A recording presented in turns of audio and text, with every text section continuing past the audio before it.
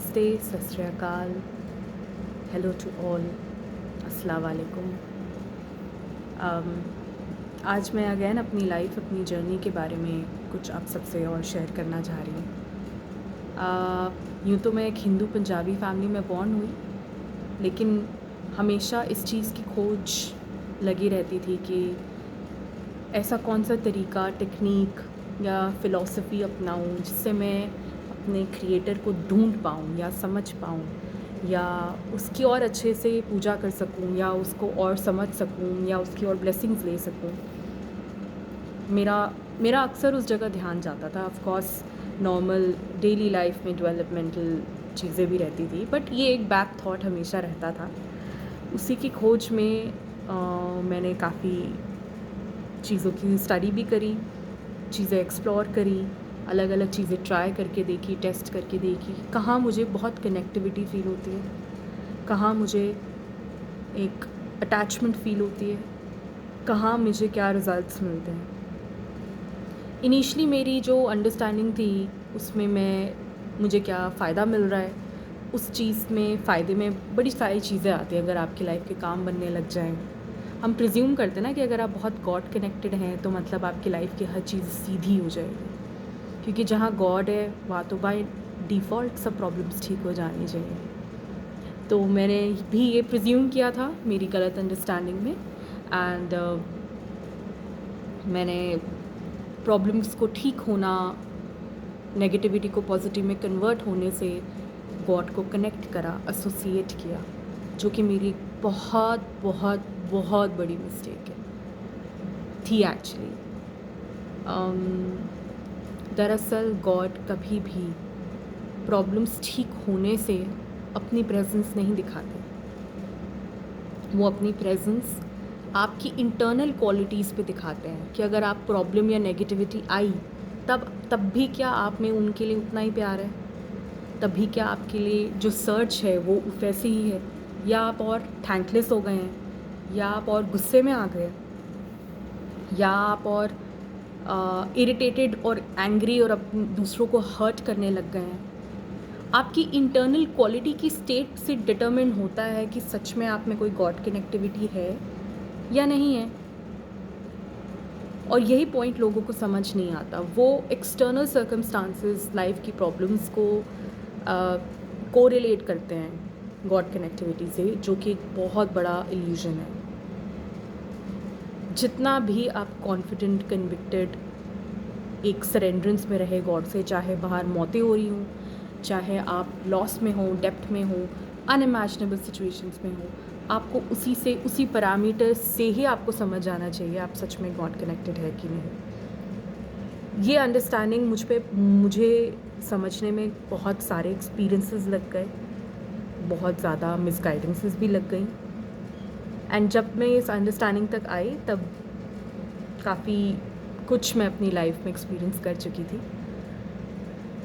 दरअसल the maximum amount of God connectivity found on this planet, on this entire planet, is in a religion which presently is misinterpreted, misunderstood, and highly villainized. And I think मुझे इसके बाद बताने की ज़रूरत ही नहीं है कि वो कौन सा रिलीजन है। इसी डेफिनेशन से आपको समझ आ जाना चाहिए कि मैं किसकी बात कर रही हूँ। Half knowledge is dangerous, presumptions are dangerous, and उसके बेसिस पे किसी चीज़ को विलेनाइज करना, वो इकलौता ऐसा रिलीजन है जिसमें नेगेटिव फोर्सेस की अंडरस्टैंडिंग इतनी स्पेसिफिकली दी हुई है कि क्या ह्यूमैनिटी का कोई सुपरनैचुरल एनिमी है जो जानबूझ के कुछ प्लॉट ट्विस्ट मैनिपुलेट कर रहा है, और लोगों को लगता है कि नहीं खाली हमारी ईगो या बस कुछ पास्ट का कर्मा है। वो इकलौता ऐसा रिलीजन है जो इस चीज़ को वैलिडेट करता है, उसका एक नेक्स्ट लेवल परसेप्शन देता है कि सच में एक ऐसी फोर्स है, और उससे बचने के हज़ारों तरीके आपको समझाता है, उसकी अंडरस्टैंडिंग, उसकी क्लैरिटी आपको दिखाता है। एंड क्योंकि it is the only religion which exposes the negative forces at its peak, that is the reason उस पे ही सबसे ज़्यादा अटैक होते हैं।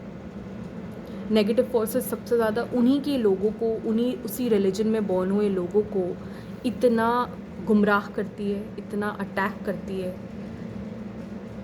कहते हैं ना कि सबसे ज़्यादा चोर उसी घर में अटैक करते हैं जहाँ हीरे हों।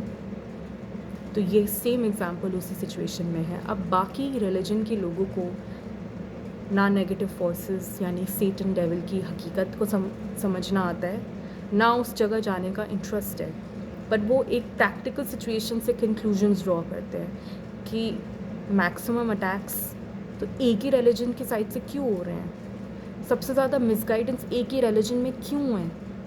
वेल, वो इसीलिए क्योंकि सबसे ज़्यादा अटैक्स उन पे हैं, उनकी साइकी पे, स्पिरिचुअल लेवल पे, मेंटल लेवल पे, इमोशनल लेवल पे, जिसको हम अपनी इन नेकेड आँखों से ना देख सकते हैं ना समझ सकते हैं।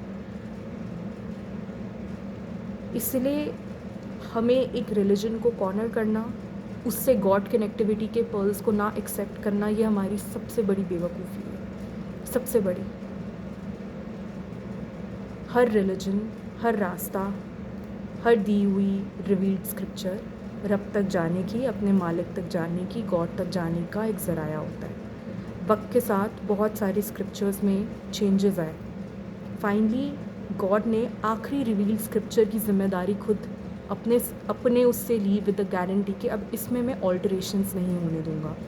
लेकिन even to understand the revealed scripture you have to have supportive backdrop, context, understanding of the messenger जिस पे वो खुली थी, उन्होंने इस चीज़ को कैसे इम्प्लीमेंट करके दिखाया।